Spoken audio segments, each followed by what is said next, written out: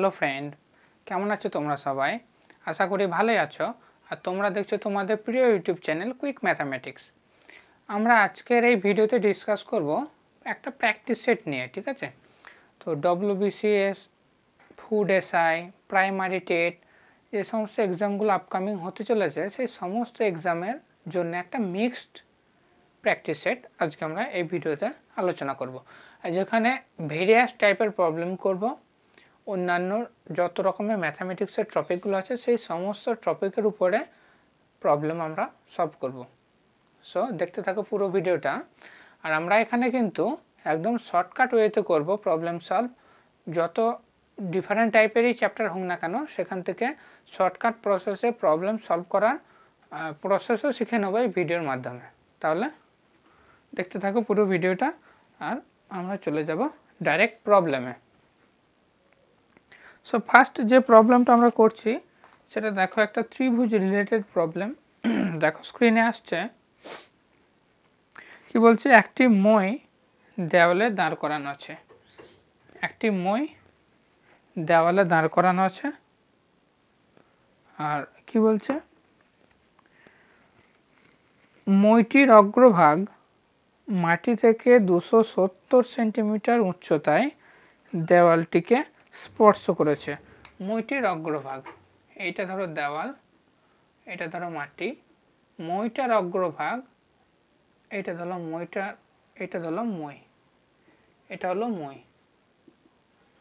মইটির অগ্রভাগ 270 metre উঁচুতে দেওয়ালটির সাথে স্পর্শ করেছে।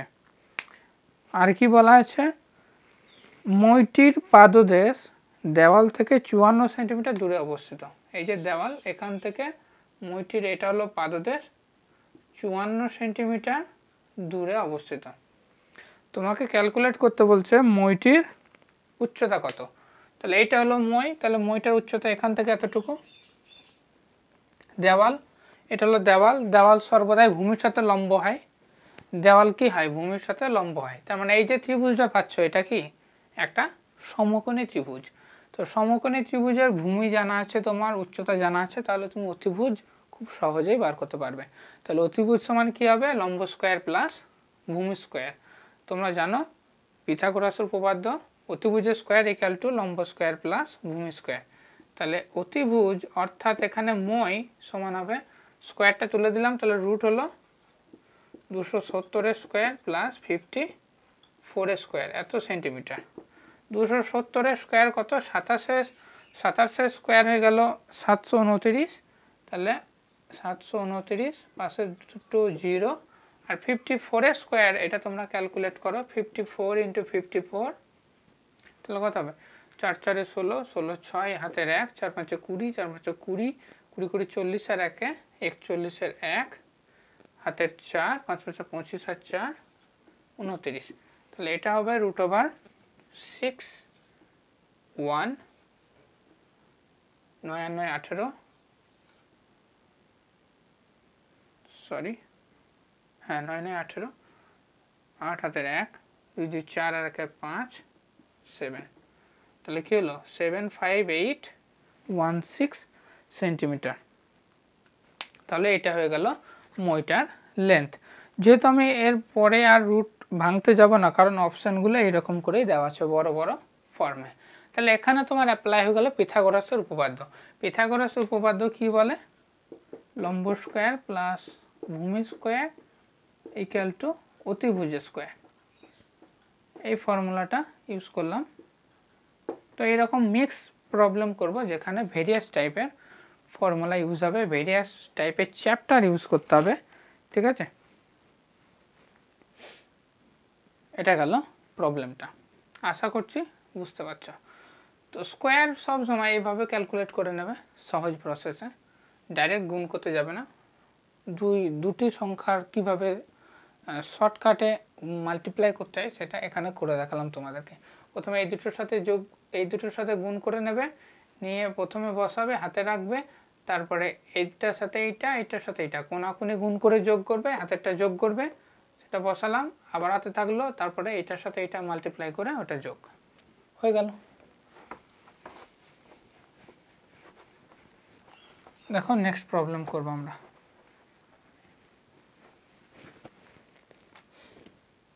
কি বলছে দেখো, এটাও একটা খুবই সুন্দর একটা প্রবলেম প্রবাবিলিটি চ্যাপ্টারের। তো দেখে নাও এই টাইপের প্রবলেমগুলো আমরা কি করে সলভ করব। 11 জন খেলোয়াড়ের দল থেকে একজন অধিনায়ক ও একজন সহ অধিনায়ক কত রকমভাবে নির্বাচন করা যায়।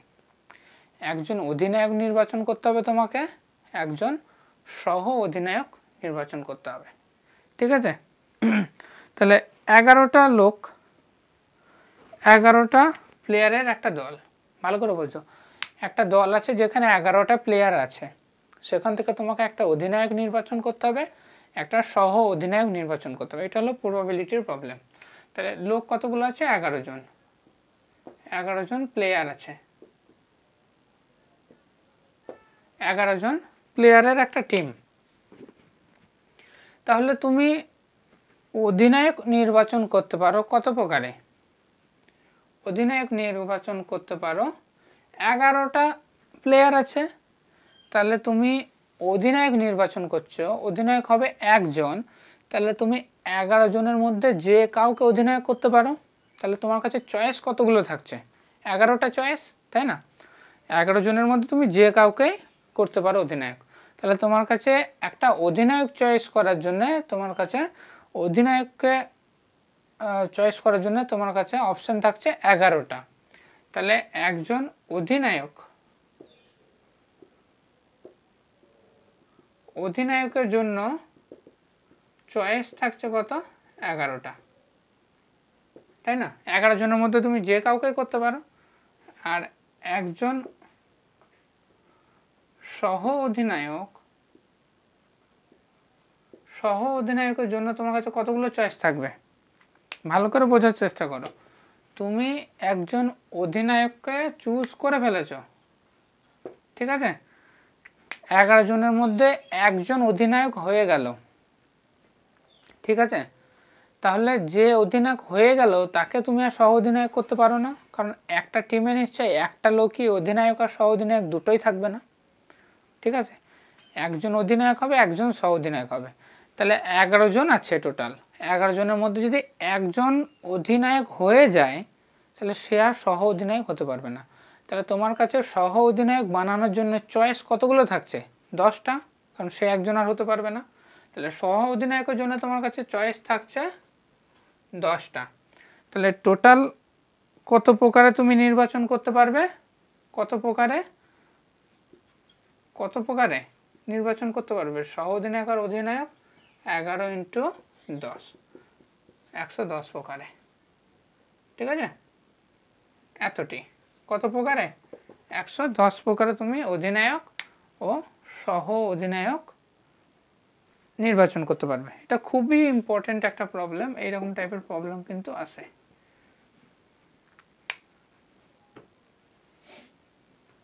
আশা করছি বুঝতে পারছো। অধিনায়ক চুজ করার জন্য তোমার কাছে 11টা চয়েস ছিল, কিন্তু যখন তুমি অধিনায়ক চুজ করে নিলে তারপরে যখন সহ অধিনায়ক চুজ করতে যাবে তখন তোমার কাছে চয়েস পড়ে থাকবে 10 জন, 10 জনের মধ্যে একজন করতে হবে। তাহলে তোমার কাছে চয়েস কটা থাকছে? 10টা। তাহলে টোটাল কত প্রকারে তুমি দুটোকেই চুজ করতে পারো?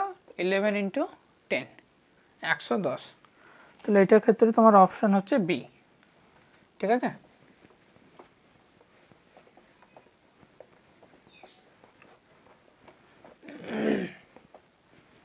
দেখো নেক্সট প্রবলেম, এটাও একটু ভালো প্রবলেম। এখন যতগুলো প্রবলেম করছি সবই কিন্তু একটু স্ট্যান্ডার্ড প্রবলেম, ঠিক আছে।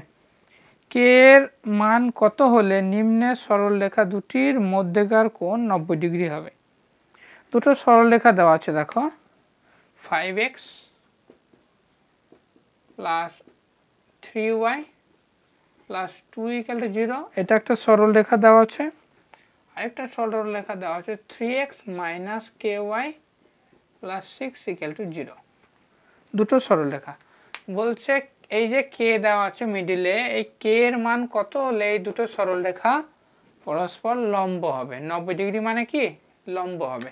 একটা সরলরেখার উপর আর একটা সরলরেখা হবে লম্ব।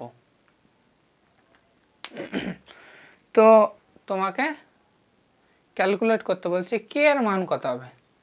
তো এইটা হলো প্রথম সরলরেখা, এটা হলো প্রথম সরলরেখাটা কি 5x + 3y + 2 = 0। আমি ধরলাম যে এই সরলরেখাটা হলো এইটা, তাহলে ওর উপর লম্ব সরলরেখা ক্যালকুলেট করতে বলছে মানে এইটা, তাই তো। আর আমরা জানি একটা সরলরেখা সমীকরণ যদি দেওয়া থাকে তার উপর লম্ব সরলরেখা সমীকরণ গঠন করতে আমরা জানি। সেটা কিভাবে গঠন করতে হয়, জাস্ট কোএফিসিয়েন্টগুলোকে এক্সচেঞ্জ করে দিতে হবে। কোএফিসিয়েন্টগুলোকে এক্সচেঞ্জ করে নিয়ে মিডলের সাইনটা যদি চেঞ্জ করে দিই তাহলে আমি লম্ব সরলরেখার সমীকরণ পাবো। বুঝতে পেরেছ? লম্ব সরলরেখার সমীকরণ কিভাবে গঠন করতে হয়, জাস্ট কোএফিসিয়েন্টগুলোকে এক্সচেঞ্জ করতে হবে আর মিডলের চিহ্নটা উল্টো বসাতে হবে, যেটা দেওয়া থাকবে তার আলাদা, তাহলে আমি ওর উপর লম্ব সরলরেখার সমীকরণ পাবো। তাহলে এখানে ছিল x এর কোএফিসিয়েন্ট 5 আর y এর কোএফিসিয়েন্ট 3, কোএফিসিয়েন্টটা চেঞ্জ করে দাও, x এর কোএফিসিয়েন্ট 3 বসাও আর y এর কোএফিসিয়েন্ট 5 বসাও প্লাস d। এটা ক্যালকুলেট করতে হয় পয়েন্ট বসিয়ে যে সরলরেখাটা কোন কোন বিন্দুগামী, এখানে একটা যদি বিন্দুর মান বলে দেয় এটা সাম পয়েন্ট a বিন্দুগামী, তখন সেই ভ্যালুটা পুট করে ডি ক্যালকুলেট করতে হয়। আমার ডি এর ব্যাপারে জানার দরকার নেই, আমার কেটা জানতে হবে। এখন কি বললাম, মিডলের চিহ্ন ছিল প্লাস, এখানে বসাও মাইনাস। তাহলে এটা হলো লম্ব সরলরেখার সমীকরণ। কিভাবে লিখলাম এটা ইম্পর্টেন্ট, সরলরেখার সমীকরণ কিভাবে বানালাম এটা ইম্পর্টেন্ট, প্রসেসটা কিভাবে বানালাম আমি, কিভাবে না, যেই সরলরেখাটা দেওয়া ছিল তার লম্ব সরলরেখার সমীকরণ করতে গেলে জাস্ট কোএফিসিয়েন্ট দুটোকে এক্সচেঞ্জ করতে হবে আর মিডলের চিহ্নটা উল্টোটা বসাতে হবে। যদি এখানে মাইনাস থাকতো তাহলে আমি এখানে প্লাস বসাতাম। এবার দেখো তুমি কম্পেয়ার করো, এটাও বলা ছিল লম্ব সরলরেখার সমীকরণ, তাহলে এটা আইডেন্টিক্যাল হওয়ার কথা, তাই তো।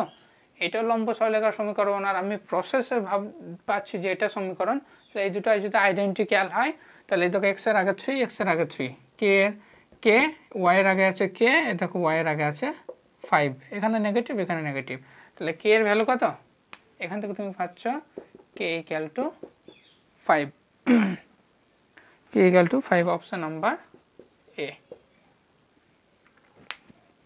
খুবই সুন্দর প্রবলেম, এইরকম টাইপের প্রবলেম কিন্তু ডব্লিউবিসিএসে বা ফুড এসআইয়ে আসার চান্স খুবই বেশি। এটা প্রাইমারি টেটে নাও আসতে পারে কিন্তু ডব্লিউবিসিএসের জন্য এটা ইম্পর্টেন্ট। চলো নেক্সট প্রবলেম।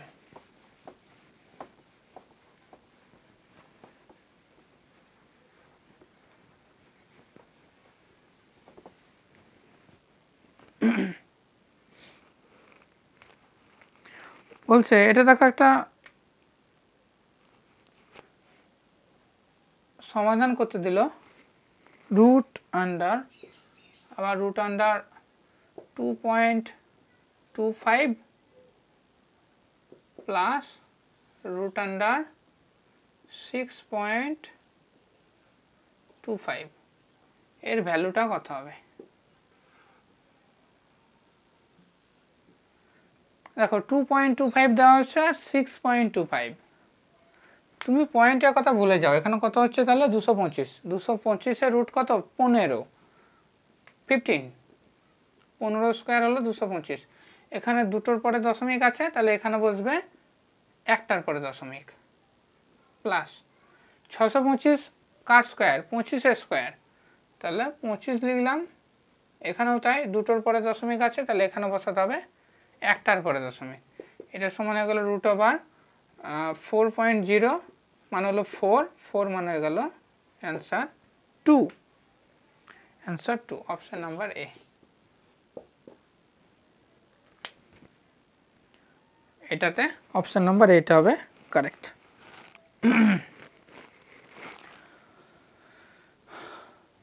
যারা ফার্স্ট টাইম দেখছো আমার চ্যানেল অতি অবশ্যই সাবস্ক্রাইব করে রাখো, ম্যাথামেটিক্সের অনেক ইম্পর্ট্যান্ট জিনিস এখানে শেখানো হয়, ঠিক আছে, আর অতি অবশ্যই লাইকটা করে দাও।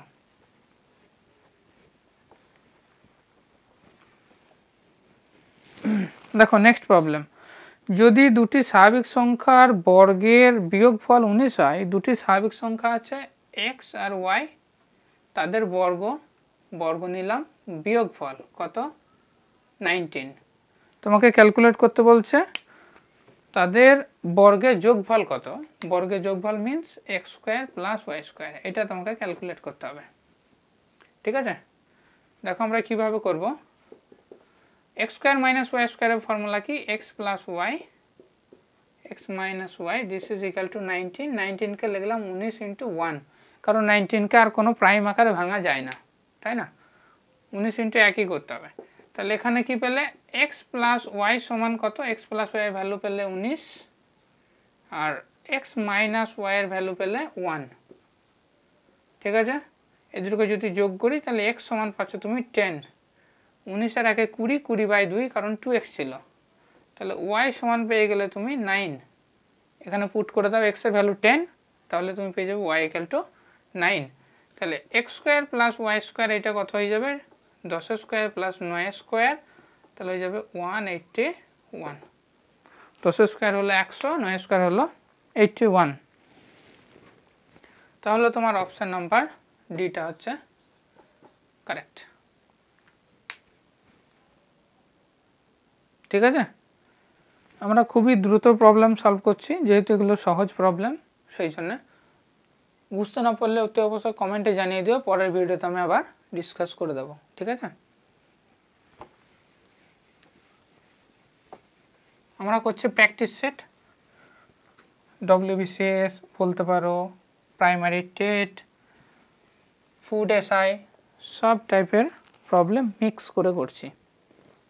দেখো এখানে আরেকটা প্রবলেম আছে, একটা সিরিজ দেওয়া আছে 46, 46, 56,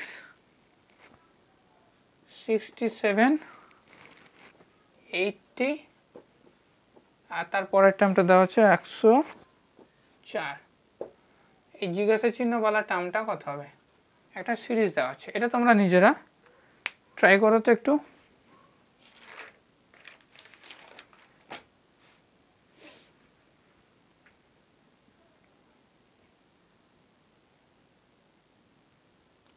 কি করা আছে ভালো করে দেখো, এর আর এর ডিফারেন্স কত 10, এর আর এর ডিফারেন্স কত 11, এর আর এর ডিফারেন্স কত 13। ঠিক আছে, দেখো 6 প্লাস 4 কত হয় 10, তাহলে 46 এর সাথে 10 যোগ করলো 56, 6 আর 5 11, 56 সাথে 11 যোগ করলো 67। দেখো 7 আর 6 13, জাস্ট ডিজিটগুলোকে যোগ করছে, জাস্ট ডিজিটগুলোকে যোগ, 7 আর 6 13, 67 সাথে 13 যোগ করলো 80, তাহলে 8 আর 0 এই যে ডিজিটের সাম কত 8, তাহলে 80 সাথে 8 যোগ করলে এখানে হবে 88। বাস হয়ে গেল, জাস্ট ডিজিটগুলোর যোগফল করা আছে। নেক্সট দেখো আরেকটা এরকমই সিরিজ দিচ্ছি 8, 15, 28, 53, এটা জানি না, আরেকটা দেওয়া আছে 199, এটাকে একটু ট্রাই করো।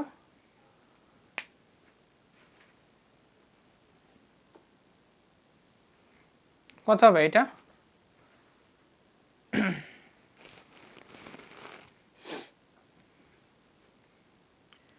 দেখো 8 দুগুণে 16 -1, এর সাথে 8-এর সাথে 2 মাল্টিপ্লাই করে -1 করা আছে, 15 দুগুণে 30, 2 মাল্টিপ্লাই করে -2 করা আছে। ঠিক আছে, 28 দুগুণে 56, 2 মাল্টিপ্লাই করে -3 করা আছে, 3 বাদ, তাহলে 53-এর সাথে 2 গুণ করে -4 করতে হবে, 1 বিয়োগ 2 বিয়োগ 3 বিয়োগ, তাহলে এখান থেকে 4 বিয়োগ, তাহলে 53 দুগুণে 106, 106 - 4 হবে 102, এখানে করবে 102 ইন্টু 2 -5, তাহলে 204 -5 করলে হবে ইন্টু 2 -5, 2 গুণ করে একবার 1 বিয়োগ 2 বিয়োগ 3 বিয়োগ এরকম করা আছে। নেক্সট প্রবলেমটা থাকছে তোমাদের টাস্ক, কি বলছে, একটি সংখ্যার 78% ও 59%-এর মধ্যেকার পার্থক্য 23, ওই সংখ্যার 62% কত হবে? ঠিক আছে, সংখ্যাটা ধরো x, তাহলে x এর 78% মাইনাস 59%, এটা দেওয়া আছে 323। তোমাকে x এর 62% বার করতে হবে, এটা সমান কত? তাহলে এইটাকে প্রথমে এই দিক নিয়ে যাবে, তারপরে দুই সাইডে 62/100 মাল্টিপ্লাই করবে। এটা থাকলো তোমাদের টাস্ক।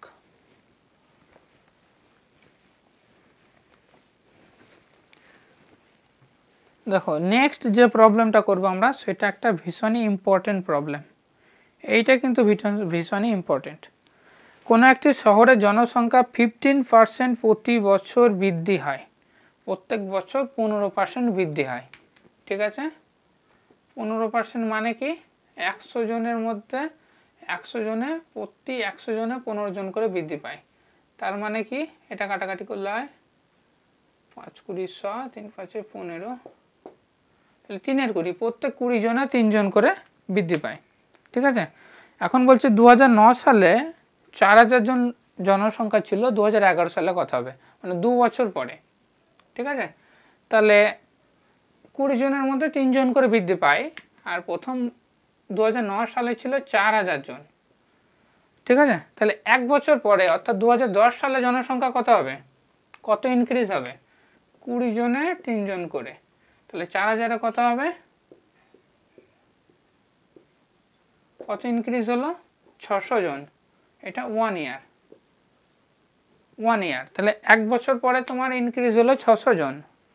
তাহলে পরের বছর শুরুতে মানে 2010 সালে জনসংখ্যা হয়ে গেল 4600 জন। কত? 4600। এখন 15% করে ইনক্রিজ হয়, তাহলে 1 বছর পরে যখন জনসংখ্যা হলো 4600, তার উপর 15% বাড়বে, তাই তো? তাহলে পরের বছর অর্থাৎ সেকেন্ড ইয়ার কত ইনক্রিজ হবে? 4600-র উপরে সেম কেস 3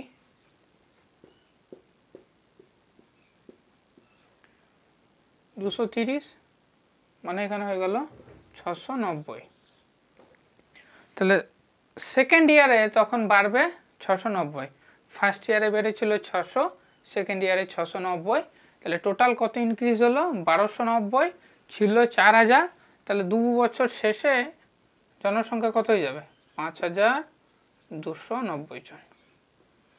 এটা ভীষণ ইম্পর্টেন্ট। যদি 3 বছর বলতো তাহলে আমরা আরেকবার করে নিতাম। ঠিক আছে, 5290 জন। এটা কিন্তু খুবই ভালো একটা প্রবলেম ছিল। প্রথম বছরে 15% বেড়েছিল, তো কত ইনক্রিজ দেখলাম? তাহলে প্রথম বছরের শেষে কতজন লোক ছিল? এতজন, এর উপর আবার 15% বাড়বে।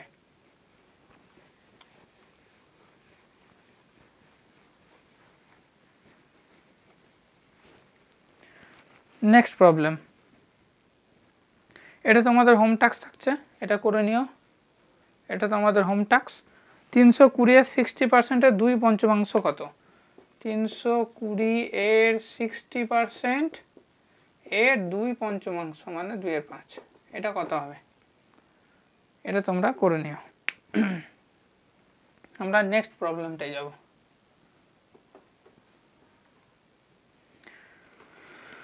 এটাও খুব একটা দারুণ প্রবলেম, এটা ভীষণ ইম্পর্টেন্ট। কি বলছে এটা? এটা আমরা দেখো ভেন ডায়াগ্রাম দিয়ে করব।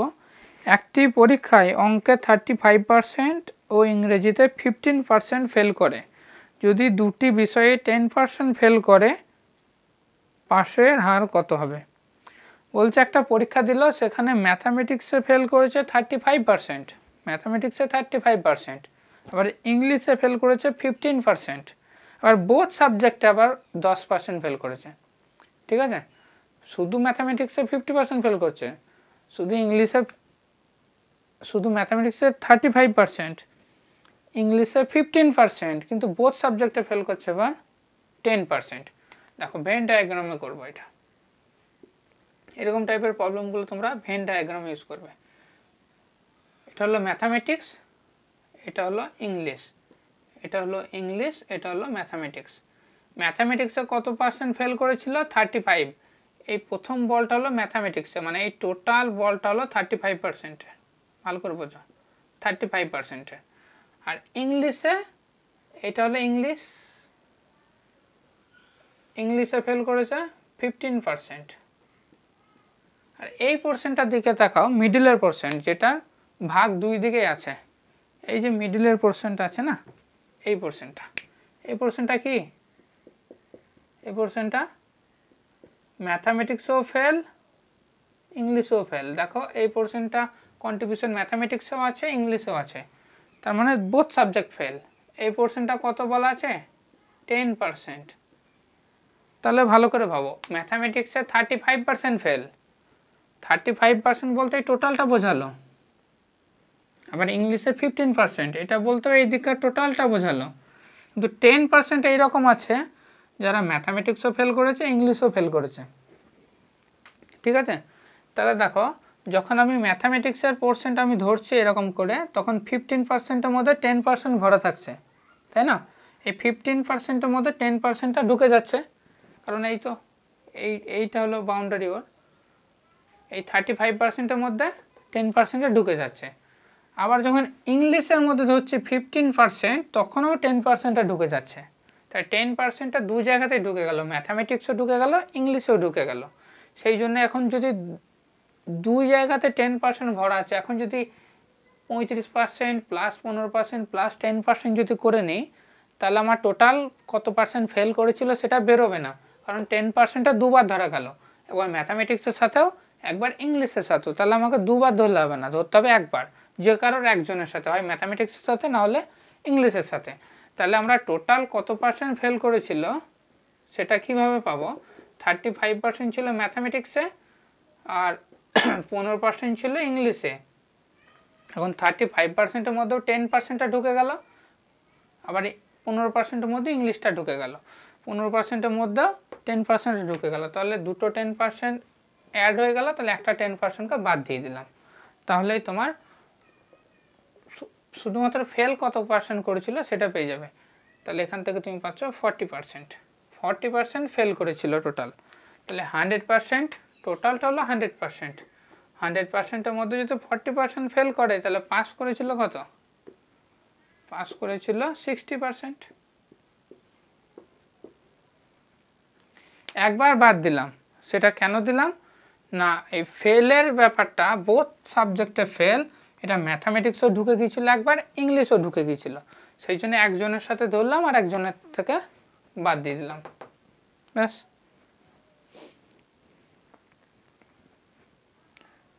এখন যে প্রবলেমটা করব সেটাই হবে তোমাদের লাস্ট প্রবলেম, যে আজকেকার ভিডিও কমপ্লিট করব।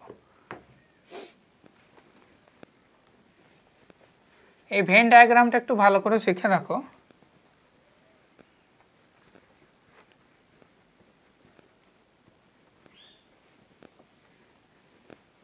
দেখো লাস্ট প্রবলেমটা কি বলছে, ত্রুটিপূর্ণ ওজন যন্ত্রের জন্য অহনার প্রকৃত ওজন 80 কেজির পরিবর্তে 72 কেজি হলে শতকরা হিসেবে ত্রুটির পরিমাণ কত হবে?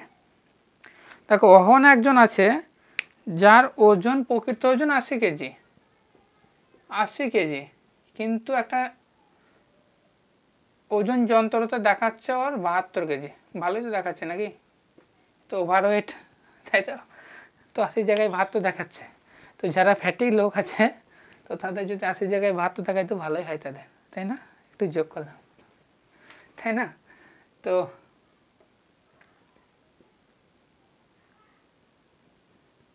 দেখো 80 কেজি জায়গায় 72 দেখাচ্ছে, তো ওজন যন্ত্রটা 80 কেজি জায়গায় দেখাচ্ছে 72 কেজি,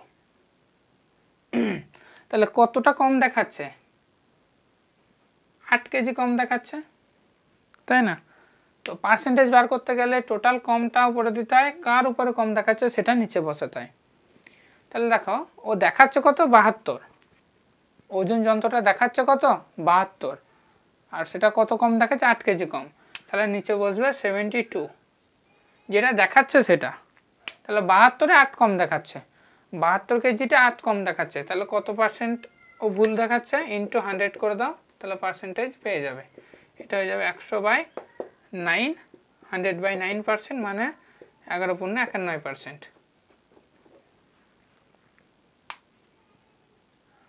11.91%। কিন্তু দেখো তোমরা অনেকে ভুল করে 8/80ও করে দিতে পারো ইন্টু 100 দিয়ে বলে দিলে যে 8%, কিন্তু এটা ভুল হবে। এটা ভুল। কেন ভুল? যে ওজন যন্ত্রটা ওয়েট দেখাচ্ছে সে 80 তো দেখায়নি, সে দেখাচ্ছে কত 72। তাহলে সে শো কত করছে 72, তাহলে আমার ক্যালকুলেট করতে হবে 72-এর উপরে। যেটা শো করছে না তার উপর তো পার্সেন্টেজ বেরোবে না। প্রকৃত যেটা শো করছে সেটা দিতে হবে নিচে, আর কতটা কম শো করছে বা কতটা বেশি শো করছে সেটা দিতে হবে উপরে।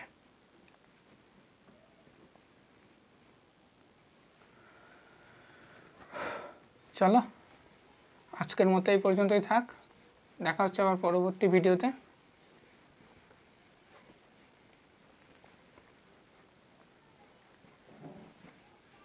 তো ভালো থাকো সবাই, সুস্থ থাকো, প্রিপারেশন ভালো করে চালিয়ে যাও।